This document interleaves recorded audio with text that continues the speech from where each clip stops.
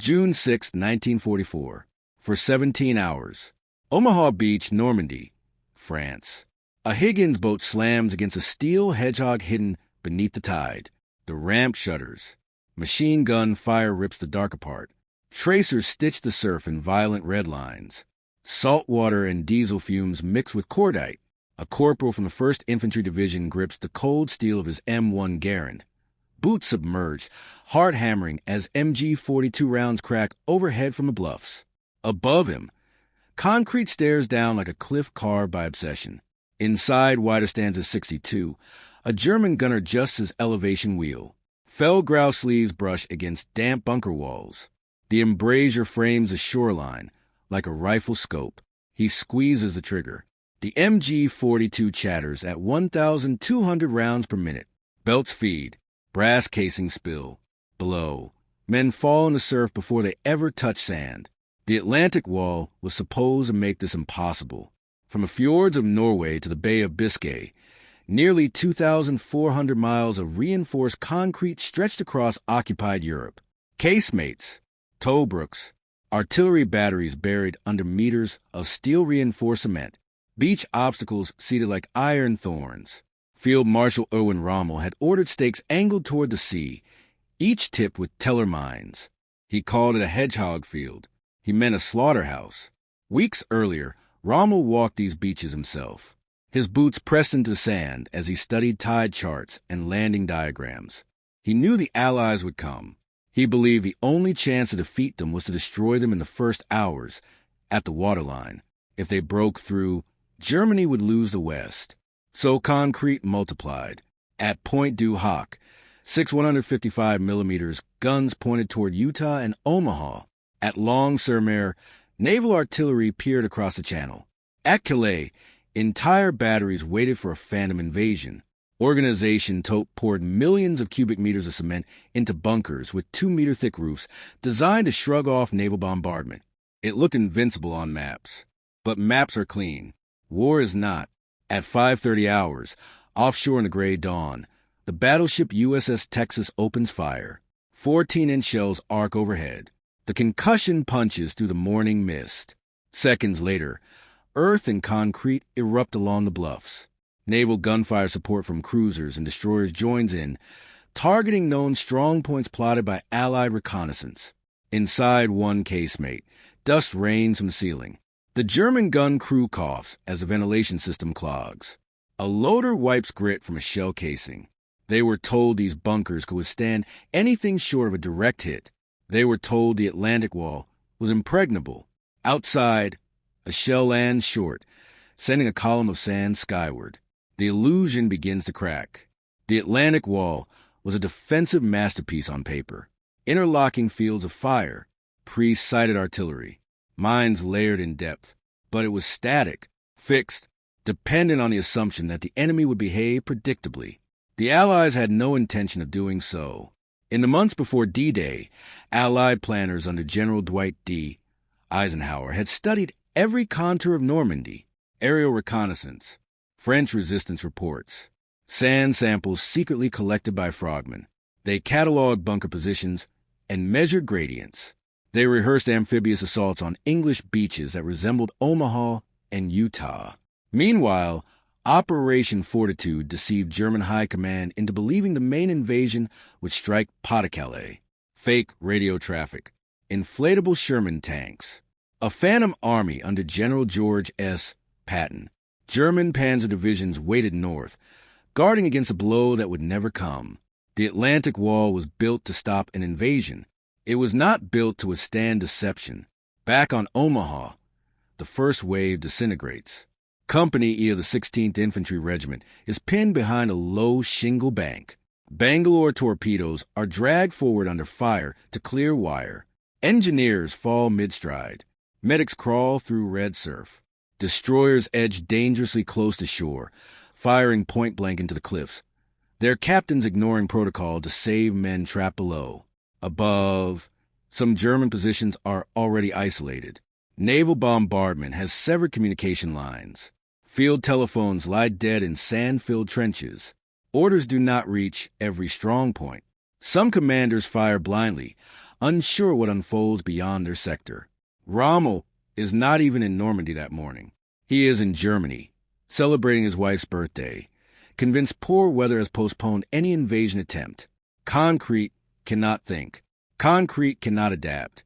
By 7 o'clock hours, small groups of American infantry begin climbing the bluffs, exploiting gaps between wider Stansnister. They move through draws the Germans thought impassable. Smoke from burning landing craft obscures sightlines carefully plotted months earlier.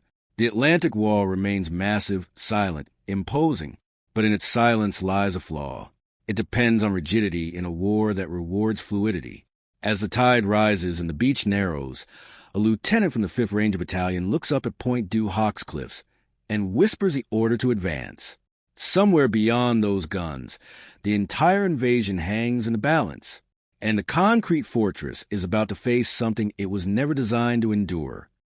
June 6, 1944, 7:12 hours. Pointe du Hoc, Normandy, France. The cliffs rise sheer from the sea, 100 feet of wet stone streaked with spray.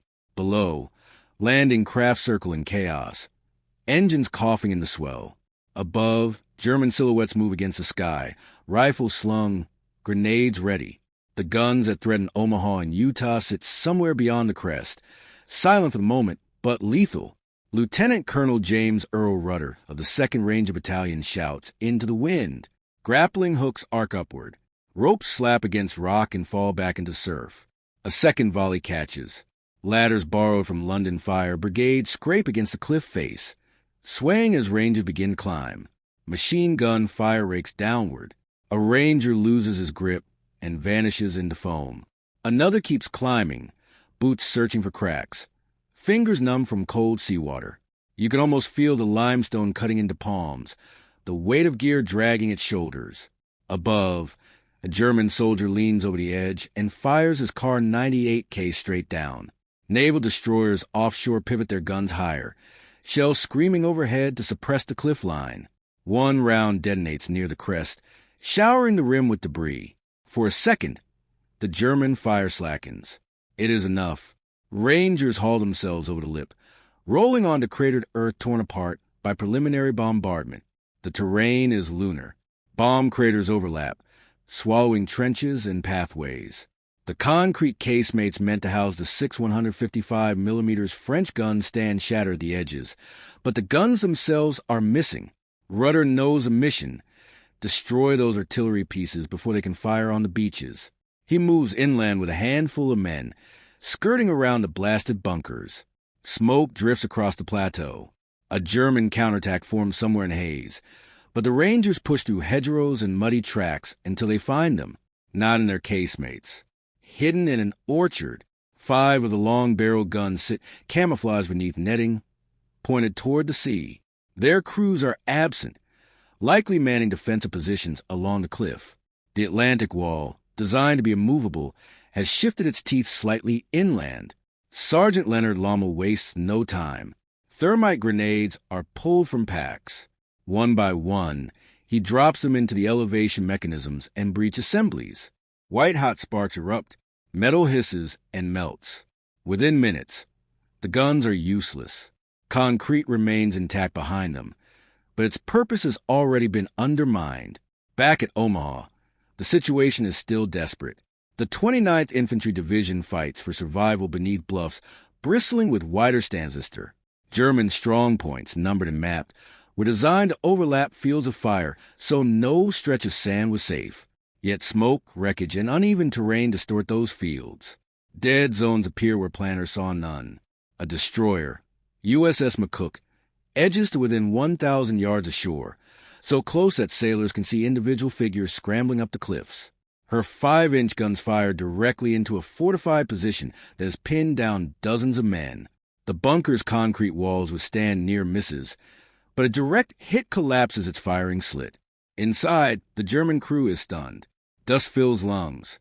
One man claws toward the exit, dazed. The Atlantic Wall absorbs punishment, but it cannot reposition itself. Farther west at Utah Beach, the 4th Infantry Division lands nearly a mile south of its intended sector due to strong currents. A navigational error becomes a strategic blessing. The German defenses are thinner, less concentrated. Brigadier General Theodore Roosevelt Jr. landed with the first wave despite arthritis and a cane, surveys the terrain, and makes a decision. We'll start the war from right here. Improvisation begins to unravel precision. German command structure struggles to respond. Field Marshal Gerd von Rundstedt waits for authorization to release panzer divisions held in reserve. Adolf Hitler, convinced the Normandy landings may be a diversion, refuses immediate commitment. He still believes the main blow will fall at Calais. Concrete cannot compensate for hesitation. By midday, isolated German positions along the beaches are fighting blind. Communications severed by bombardment and sabotage leave strong points unaware that neighboring sectors have fallen. Some continue firing until ammunition runs dry. Others surrender when American infantry appear behind them, having climbed routes deemed impassable. At Pointe du Hoc, German counterattacks intensify. Rangers, low on ammunition and cut off from reinforcement, dig into shell craters. Casualties mount. They expected relief within hours. Instead, they face encirclement. The Atlantic Wall was meant to channel the enemy into killing zones. Instead, it has fragmented the battlefield into dozens of isolated fights. And isolation breeds vulnerability. As the afternoon sun burns through morning haze, Allied troops begin pushing inland through hedgerows and flooded fields. Engineers clear beach exits. Sherman tanks crawl ashore, some equipped with flails and bulldozer blades, inventions designed to defeat obstacles once thought insurmountable. The wall still stands in places, its bunkers looming over sand now littered with wreckage. But its promise of an unbroken barrier is gone. Concrete has cracked, and through those cracks, something unstoppable is beginning to flow. June 6, 1944, 1640 hours. Omaha Beach draws, Normandy, France. Smoke hangs low over the bluffs. The tide has pushed wrecked Higgins boats higher onto the sand, their ramps twisted like broken ribs. Medics move in short bursts between shell holes, Red Cross armbands streaked with mud. Above the shoreline, small knots of infantry from the 1st and 29th Divisions press into a labyrinth of trenches that once formed a seamless defensive web. Now it is a maze. German Oberstreiter Heinrich Adler crouches inside a concrete Tobruk, his MG-42 barrel already changed twice from overheating. He listens for orders through a field telephone that only crackles. The line to battalion headquarters was cut hours ago. He does not know that neighboring strong points have fallen. He does not know that American troops are already behind him. He only knows his sector, and his sector is shrinking, all along the Atlantic Wall. Similar scenes unfold. The architecture remains imposing, but its coordination is dissolving. The entire concept depended on synchronized fire and immediate counterattack. Without communication, each bunker becomes an island of resistance, powerful but blind. On the western flank, Rangers from the 5th Battalion move inland through a draw once thought a death trap. They slip past knocked-out machine gun nests and shattered embrasures, stepping over coils of wire blown apart by Bangalore torpedoes. The wall's steel teeth lie scattered in pieces, some still smoking from demolition charges. By 1800 hours, the first American tanks grind up the beach exits. Sherman DD amphibious tanks that survived the crossing crawl forward, tracks grinding against crushed concrete. Engineers use bulldozers to shove aside obstacles that had taken months to construct. The Atlantic Wall was built with meticulous planning, but it cannot rebuild itself. Farther east, British forces assault Gold and Sword Beaches. At Long-sur-Mer, the German naval battery continues firing at Allied ships despite heavy bombardment. Royal Navy cruisers answer with sustained salvos. One by one, the battery's guns are silenced, not always by destroying the bunker itself, but by neutralizing crews and severing supply routes. Concrete stands. Guns fall silent. The illusion of permanence fractures further when night approaches. German commanders attempt to organize local counterattacks. Elements of the 352nd Infantry Division move cautiously toward breakthrough points. But Allied air superiority dominates the skies. Typhoon fighter bombers prowl overhead, rockets slung beneath their wings. ready to strike any column that ventures into open terrain. The Atlantic Wall was never meant to fight alone. It was a shield behind which mobile reserves would strike. But hesitation at the highest level has delayed those reserves. Hitler's insistence on personal authorization has frozen panzer divisions in place for critical hours. By the time movement begins, Allied troops are already consolidating beachheads. Near Vierville-sur-Mer, an American platoon advances toward a partially intact casemate overlooking a road junction. The bunker's concrete walls are scarred but unbreached.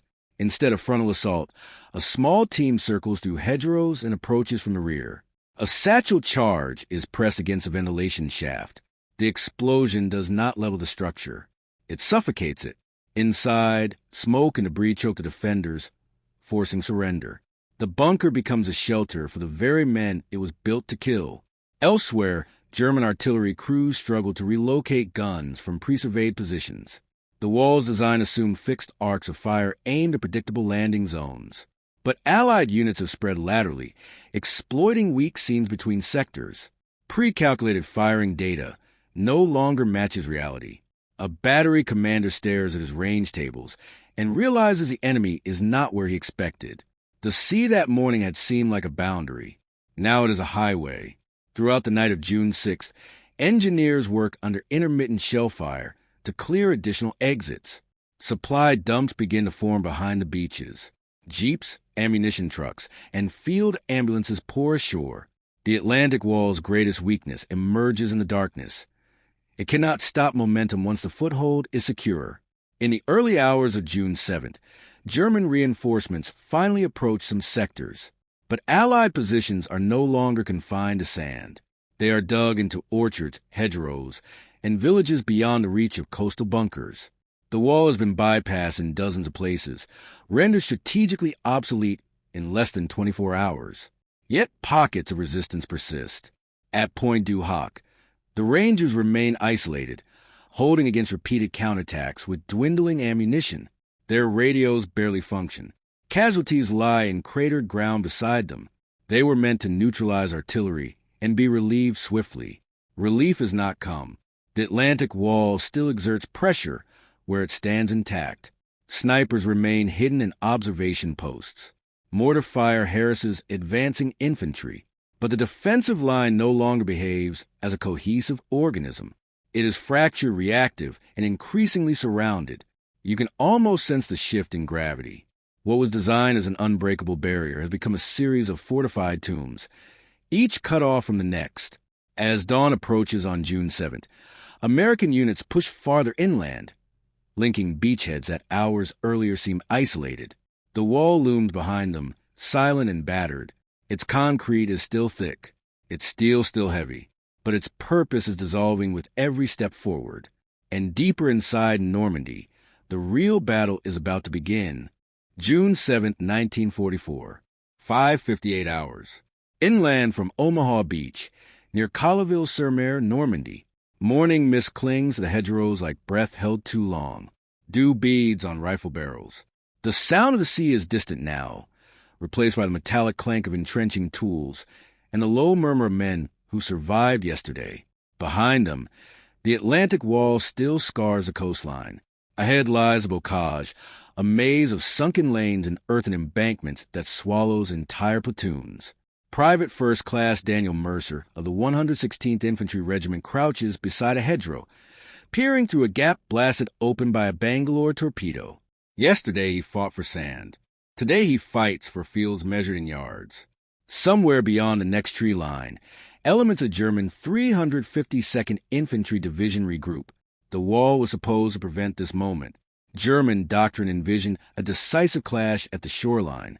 Coastal divisions, fixed artillery, and rapid panzer counterattack would throw the invaders back into the channel. Instead, Allied units now dig in miles inland, artillery observers setting up forward positions beyond the reach of many coastal batteries. Concrete cannot project power into tangled farmland.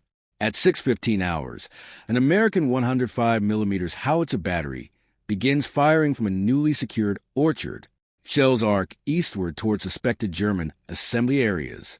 The guns had been landed only hours earlier, hauled through beach exits cleared under fire. Now they answer with disciplined volleys, adjusting by radio with 4 observers creeping through hedges. German coastal bunkers were never designed to duel mobile artillery hidden behind foliage. Inside a surviving casemate overlooking Omaha, Oberleutnant Karl Brenner scans the horizon through binoculars. The beach below teems with activity. Landing ships continue to unload trucks, fuel drums, ammunition crates. The scale is staggering. Yesterday's assault waves were only the beginning. He realizes the wall has failed in its primary task, to deny a lodgment. Without that denial, every bunker becomes irrelevant. Further east, British forces push toward Bayou after securing Gold Beach. At Arromanches, engineers begin assembling components of a mulberry harbor, floating caissons towed across the channel and sunk into position to create an artificial port. The Atlantic Wall had counted on destroying ports to prevent Allied supply buildup. The Allies bring their own port. Concrete barriers stare out at the sea now filled with cranes and breakwaters materializing from steel hulls. The ingenuity is relentless. Mid-morning, German counterattacks probe American lines near St. Lo. Small groups advance cautiously through hedgerows, supported by mortars. In one sector, a platoon from the 18th Infantry Regiment is nearly flanked when a concealed MG-42 opens from a camouflage nest integrated into a farm outbuilding. The structured stone walls and reinforced cellar echo the logic of the wall itself. Static strength anchored in place. An American squad maneuvers through an adjacent field, crawling beneath apple trees heavy with fruit. A sergeant signals with 2 fingers, directing a flanking movement. A fragmentation grenade arcs through a shattered window. The gun falls silent. The pattern repeats across Normandy. Fixed defenses dominate until outmaneuvered. Firepower terrifies until isolated. The Atlantic Wall relied on geometry and certainty. The Allied advance thrives on flexibility. By afternoon, reports reach German High Command confirming that beachheads have merged in several sectors. Field Marshal Gerd von Rundstedt urges immediate, full-scale panzer commitment. He understands that once Allied armor and logistics are firmly ashore, pushing them back will require more than concrete and coastal divisions. But strategic paralysis lingers. Adolf Hitler still fears a second invasion at Pas-de-Calais. Intelligence from Operation Fortitude continues to mislead German analysts. The 15th Army remains positioned north, guarding empty beaches. The wall was vast. Its focus was misplaced. Near Pointe du Hoc, relief finally reaches the battered Rangers. Of the 225 men who climbed the cliffs, fewer than 100 remain effective. They have held against repeated counterattacks for nearly 2 days. When American units link up with them, the plateau is a scar of craters and spent cartridges. The destroyed guns in the orchard stand as silent testimony. Not a single round from those pieces struck the beaches on D-Day. Precision planning met improvisation. Improvisation prevailed. As evening falls on June 7th, Allied engineers expand supply corridors from shore to interior. Bulldozers carve wider paths through embankments. Military police direct traffic along roads once sighted by German artillery observers. The wall's observation posts now watch columns of trucks moving inland instead of landing craft approaching. The psychological shift is unmistakable. German soldiers in isolated bunkers begin to question their purpose. Some continue firing sporadically at distant targets, clinging to orders issued days earlier. Others withdraw under cover of darkness, abandoning positions once deemed critical. Concrete remains where it was poured, but the battle has moved beyond it. Night descends over Normandy with the rumble of Allied artillery echoing deeper into the countryside. The Atlantic Wall no longer defines the front line. It marks yesterday's ambition, and tomorrow will demand something far more mobile, far more brutal, than any fortress could contain. June 8, 1944, 3:40 hours. Headquarters of OB West, Saint-Germain-en-Laye, France. A map table glows under dim lamps. Colored pins mark beaches that should have been temporary crises. Instead, the red markers spread inland, merging like spilled ink. Field Marshal Gerd von Rundstedt stands rigid, gloved hands resting on the edge of the table. Reports arrive in fragments. Coastal batteries silenced. Beach exits cleared. Airfields under construction behind Allied lines. The Atlantic Wall was meant to hold long enough for the armored fist to strike. That fist is still clenched. Hours earlier, Adolf Hitler had finally authorized movement of select panzer divisions. Elements of the 12th SS Panzer Division Hitlerjugend and Panzerlehr begin shifting toward Normandy. But daylight belongs to the Allies. Allied air superiority turns every road into a gauntlet. RAF Typhoons and Yuzov P. 47 Thunderbolts patrol relentlessly, diving on convoys the moment they are spotted. A column of German half-tracks creeps along a tree-lined road near Falaise. Engines run low to avoid detection. Then the sky howls. Rockets streak downward. The lead vehicle erupts in flame. The column scatters into ditches, smoke rising like a signal flare visible for miles. The wall had been static by design. German mobility is now constrained by air. Back near Omaha, Allied engineers expand defensive perimeters. Anti-tank guns are positioned at crossroads. Sherman tanks roll through narrow lanes, their crews wary of ambush in every hedgerow. The beachhead deepens mile by mile, turning fragile footholds into structured lines. Concrete bunkers behind them are reduced to reference points on captured maps. In one abandoned casemate, overlooking the channel, American signal troops set up a temporary relay station. Radio antennas protrude from embrasures once designed for machine guns. The structure's thick walls now shield Allied communications from stray artillery. The Atlantic Wall becomes infrastructure for the enemy it was built to repel. June 8th, 11:25 hours. Ken Sector. British forces advancing from Sword Beach encounter stiff resistance from the 21st Panzer Division. Unlike the coastal units shattered on D-Day, these formations retain cohesion.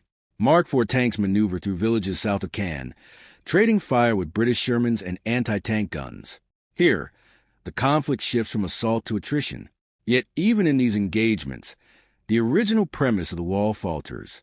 The defensive line was supposed to prevent large-scale armored warfare in Normandy altogether. Instead, open battle now unfolds beyond the coastal fortifications. Rommel returns to Normandy and surveys the situation with grim clarity. He understands the danger immediately. Once Allied forces secure deep water supply through mulberry harbors and capture ports, they will build overwhelming strength. The wall's concrete cannot stop the steady accumulation of men and material. He had argued for stronger defenses at the shoreline, for flooding fields and deploying armor close to the beaches. Strategic compromise diluted his vision. Now he faces a reality neither he nor Rundstedt can easily reverse. June 8th, late afternoon. Near Isigny, an American patrol stumbles upon a camouflage bunker integrated into a hedgerow. Inside, 2 German soldiers remain at their post, unaware that Allied lines have bypassed them entirely. Their field rations are nearly gone. Their orders were simple: hold until relieved. Relief will not come. They surrender quietly, stepping out into sunlight that reveals columns of Allied vehicles stretching toward the horizon. The scale is undeniable. What was envisioned as a brief incursion has become an expanding front. At sea, Liberty ships unload thousands of tons of supplies daily. Fuel pipelines begin to snake across beaches. Engineers assemble prefabricated road sections to stabilize soft ground. The invasion transitions from chaos to system. Concrete cannot disrupt logistics once they are established. June 9th approaches with mounting pressure on German command. Rundstedt reportedly advises Berlin to seek a political solution. The response from Hitler is defiant. Hold at all costs. Counterattack. Drive them back into the sea. But costs are rising rapidly. Panzer units arriving piecemeal lack concentrated striking power. Allied artillery and air reconnaissance disrupt assembly before coordinated assaults can form. Every delay strengthens the Allied position. The Atlantic Wall had promised certainty. War delivers uncertainty. As dusk settles on June 8th, Allied troops dig deeper defensive positions around their expanding perimeter. British forces edge closer to Caen. American units push toward Corentin, seeking to link Utah and Omaha fully.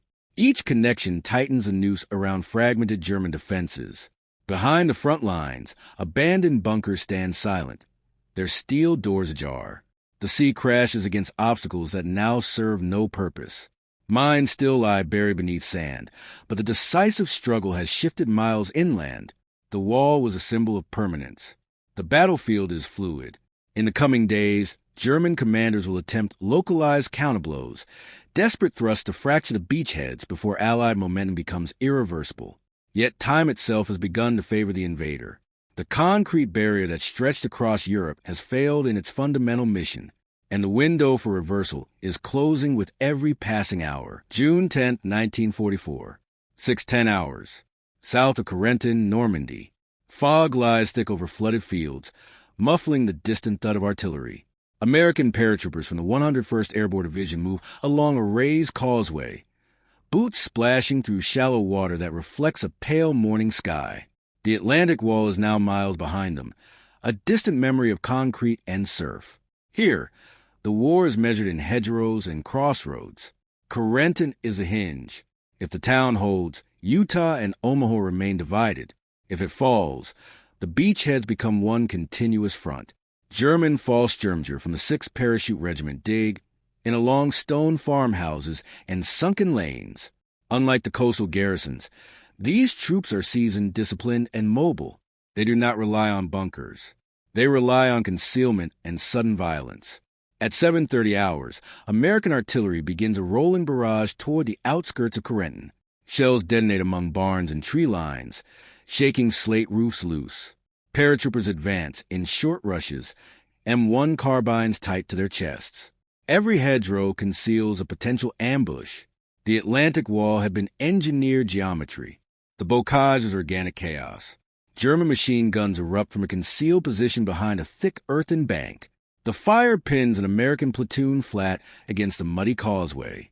A lieutenant signals for a flanking maneuver, but movement off the raised road means wading through waist-deep marshland under fire. Improvisation becomes survival. 2 paratroopers crawl along a drainage ditch, inching toward the gun nest. One carries a bazooka awkwardly over his shoulder. They wait for a lull between bursts. The rocket streaks forward, slamming into the hedgerow. Earth and splinters explode outward. The machine gun falls silent. Corentin is entered street by street. German defenders withdraw in stages, trading space for time. They were never meant to fight here, without support from coastal fortifications. The wall's failure forces them into reactive defense deeper inland, where terrain favors ambush but limits coordination. June 10th, 1600 hours. Corentin falls to American control after brutal close-quarters fighting. The link between Utah and Omaha is secured. The beachheads are now won. The strategic implications are immediate. Supply lines consolidate. Artillery support becomes mutually reinforcing. The Atlantic Wall's attempt to compartmentalize the invasion has collapsed entirely. Yet the Germans are not finished. June 13th pre-dawn. Elements of the 17th SS Panzer Grenadier Division launch a counterattack toward Corentin. Half-tracks rumble forward through mist, infantry riding alongside. The intent is clear. Sever the newly joined beachheads before Allied strength multiplies further. American units brace behind hastily prepared defensive lines. Sherman tanks from the 2nd Armored Division move into hold-down positions behind hedgerows. Anti-tank guns are concealed at road bends. The clash is violent and sudden. German infantry push through fields under covering fire. American artillery responds with timed barges that churn open ground into craters. A Panther tank advances along a narrow lane, turret scanning. A concealed 57mm anti-tank gun fires at close range. The shot glances off angled armor. The Panther's main gun roars in reply, obliterating the hedgerow. Air support arrives mid-morning. 47 Thunderbolts dive through thinning clouds, releasing bombs that detonate near German assembly points. The counterattack falters under combined pressure from ground and air. The Atlantic Wall offered the promise of decisive, pre-planned engagement. Instead, Germany fights a series of desperate, fragmented battles. By June 14th, the Allied lodgment in Normandy spans nearly 80 miles of coastline and pushes several miles inland. Temporary harbors at Arromanches function despite rough seas. Thousands of vehicles disembark daily, fuel Depots multiply. Field hospitals expand. Concrete bunkers along the coast now serve as storage, observation posts, or relics of failed ambition. Rommel tours sectors near Cannon recognizes the mounting imbalance.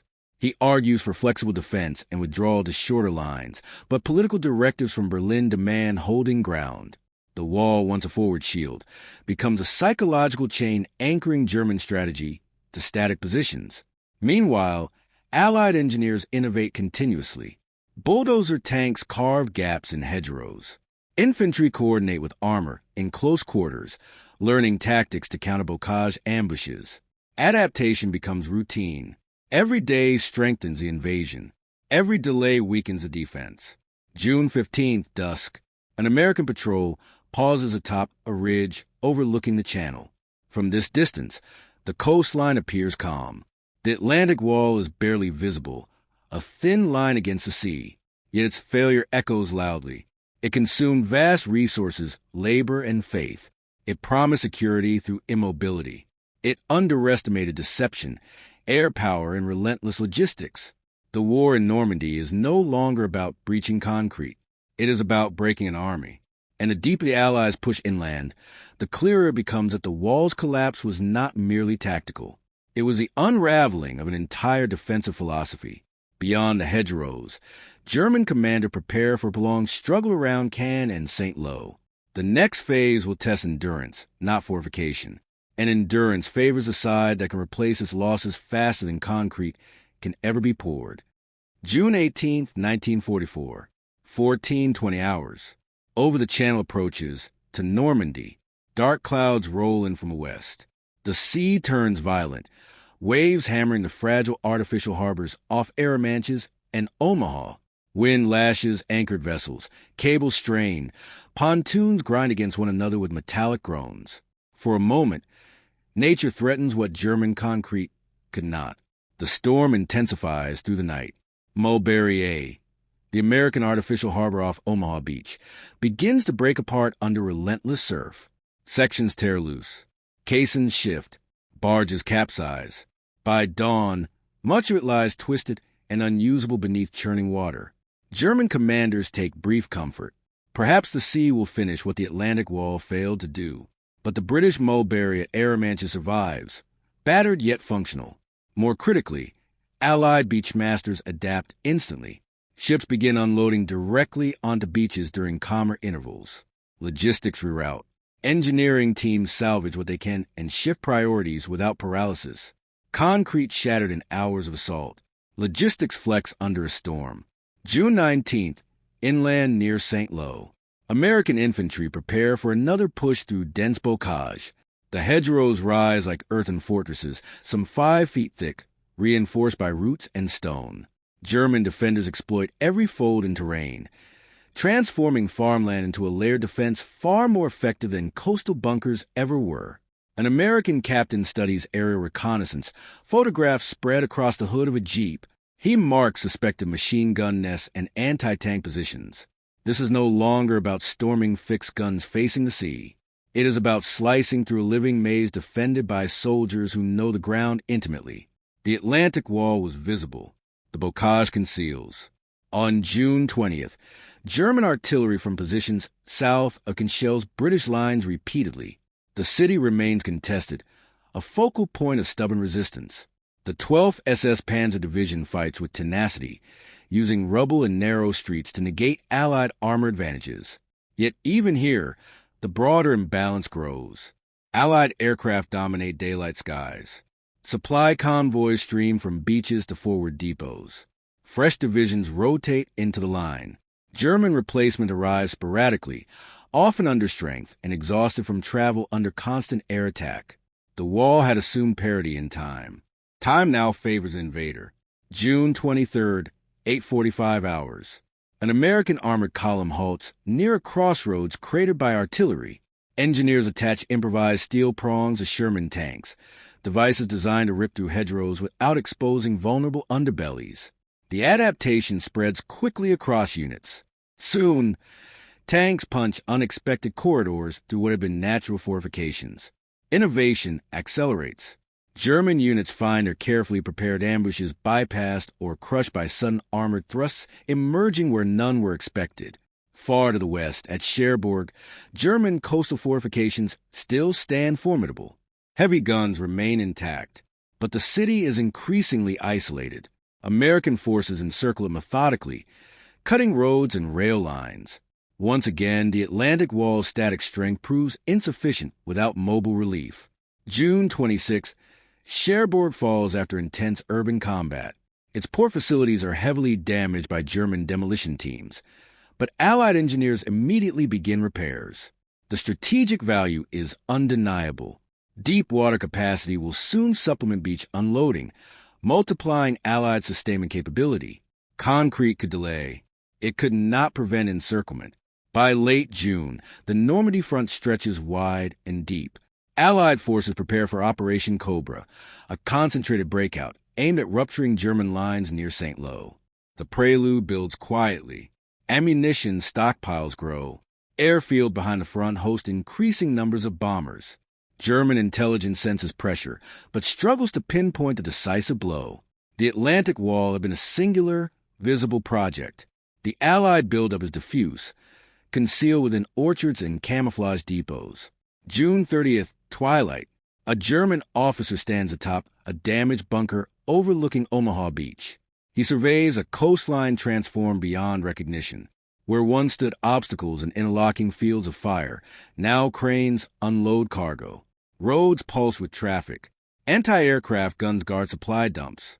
The wall has become scenery, its symbolism hollow.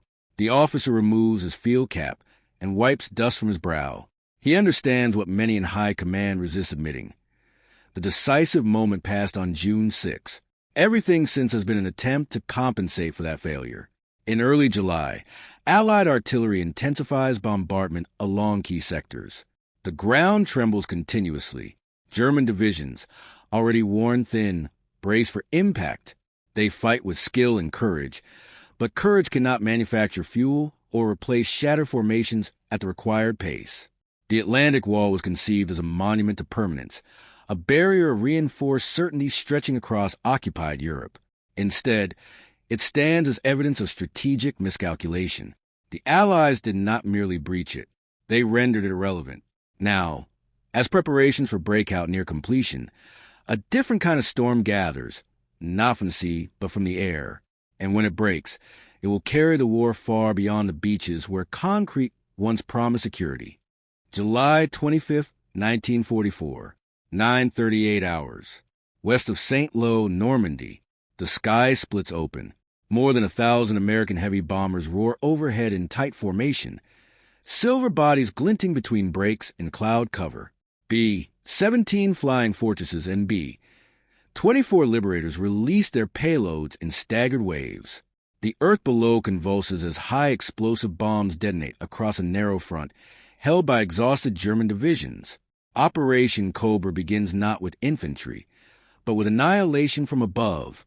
Shockwaves ripple through hedgerows that had defined weeks of grinding combat. Trees snap. Farmhouses collapse inward. Trenches vanish beneath geysers of soil. German soldiers who survived the beaches and bocage now endure bombardment of unprecedented scale. The Atlantic Wall had been designed to stop an invasion at the water's edge. Now the decisive blow falls miles inland, far beyond its reach. At 11 o'clock hours, American ground forces surge forward behind a creeping artillery barrage. Infantry from the 9th and 30th Infantry Divisions advance cautiously at first, expecting resistance from every hedgerow. Instead, they find stunned pockets of survivors struggling to regroup amid shattered defenses.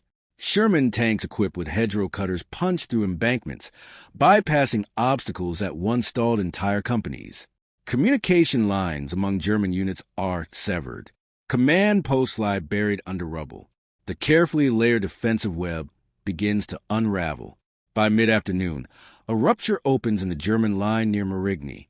It is narrow, but it is real. Lieutenant General Omar Bradley authorizes exploitation. Armored units accelerate through the breach, engines straining as they move beyond the restrictive maze of bocage into more open terrain. For the first time since D-Day, maneuver warfare returns at scale. German commanders scramble to contain the breakthrough. Panzer Division, already battered from weeks of attrition, attempts to reposition, but Allied fighter bombers circle overhead relentlessly. Every movement during daylight invites destruction. The wall had relied on prepared positions and fixed fire plans. Cobra transforms the battlefield into fluid chaos. July 26 dawn. American armor advances rapidly toward Coutances. Columns stretch along dusty roads, momentum building with each mile gained. Infantry ride atop tanks, scanning fields for signs of ambush. The pace accelerates beyond anything seen since the landings. German units, fragmented and disoriented, attempt defensive stands at crossroads and villages. Some fight fiercely, others withdraw in disorder. The strategic center of gravity shifts decisively. The Atlantic Wall no longer anchors German defense.